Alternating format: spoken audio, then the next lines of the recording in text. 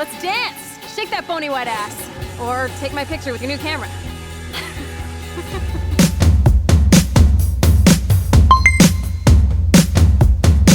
Hey guys, Ollie here, Game Room Hero. And you know what's cool? Teen angst. Or, hold on, you know what's cool? Life is Strange. And you know what's suddenly topical again and I've been meaning to review? That's right, this game.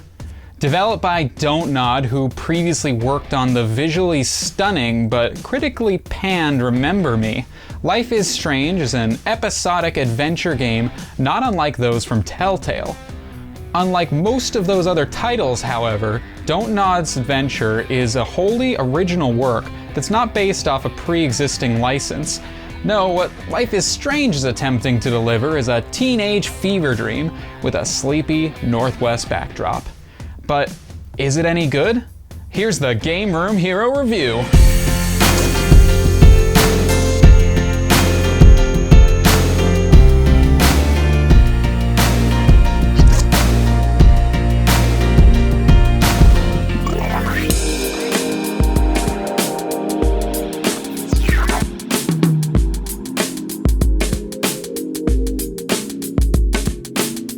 You play as Max Caulfield, a charismatic, if shy heroine who returns to her childhood home of Arcadia Bay, Oregon, to study photography at the Blackwell Academy.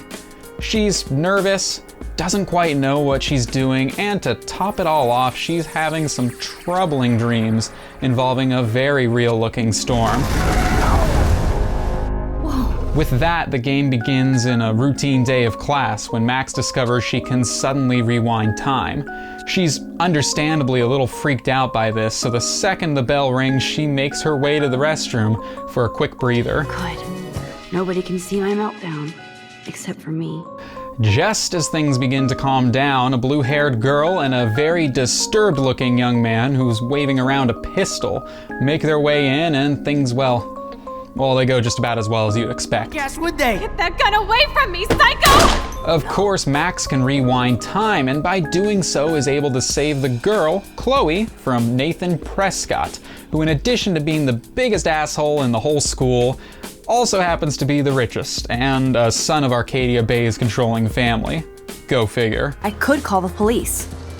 Do it! The Prescotts own the pigs here. Get away from her, dude!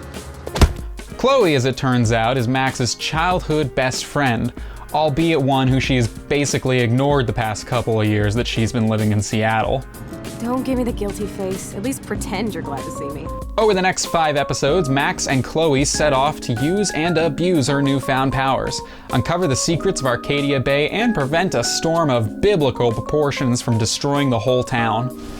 Without spoiling anything, we'll drop a few tidbits and say that Life is Strange plays out very much like a teenage indie flick, and one you wouldn't expect at that. You see, you wouldn't really know you're playing something all that special from the first episode.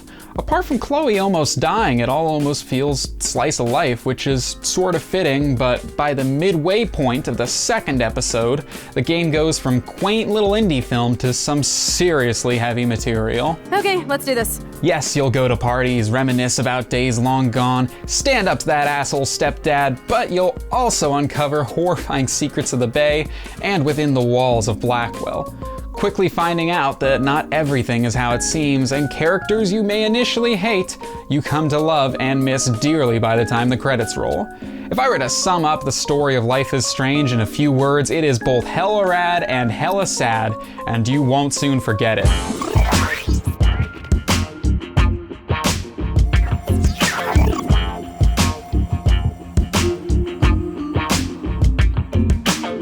As far as actually playing Life is Strange goes, it's in line with other modern adventure games. Which is to say, like titles from Telltale and Quantic Dream, the game is light on heavy action and more about discovery and decision making. You'll search the environments for clues and objects that can aid you in your journey, as well as make decisions that'll shift the world around you. Which, again, all very typical stuff for this genre. Where Life is Strange breaks from the mold is in Max's rewind mechanic.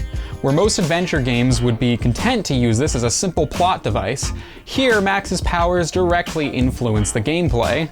For example, early on in episode 2, while sitting in a diner, Chloe asks Max to demonstrate her powers by correctly predicting what's about to happen. You, as the player, need to first see what transpires in the next minute or so, and then rewind time to tell Chloe in a sort of reverse Simon Says. The game is littered with moments like this where you'll need to rewind to correctly navigate situations, and this really is a real breath of fresh air for the whole genre. You do get the sense that all the planning you put into every decision has a real impact and can fundamentally change the course of the adventure. All in all, this makes for an experience that is familiar, but also quite fresh. Amazeballs. I literally just got chills all over my neck.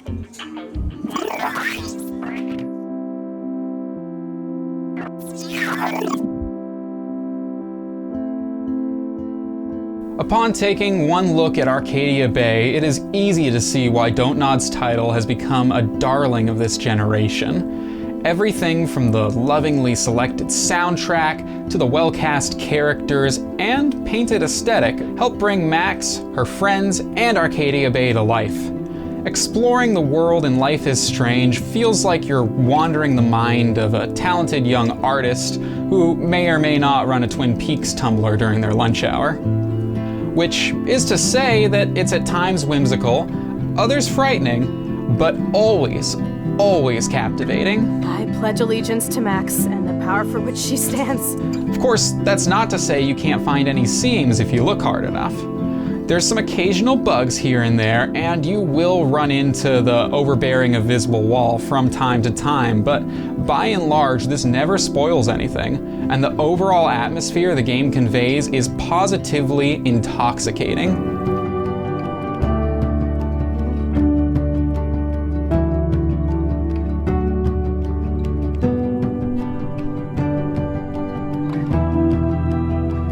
It's rare that a game comes along that can be called generation defining, but I feel Life is Strange may be just that. This is undoubtedly one of the most memorable games I've played in a while. And while admittedly it's a little slow at times, the overall payoff for taking this melancholy journey through the Pacific Northwest is one you won't soon forget. Life is Strange gets a 4.5 out of 5.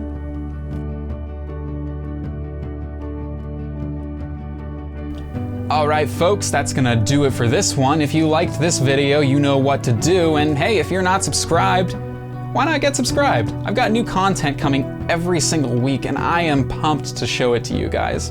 And I just super appreciate the support. There's a lot of other guys doing reviews out there, and it means a lot that you come and check out my videos. So, with that, thanks for watching, you take care, and I'll see you in the next one.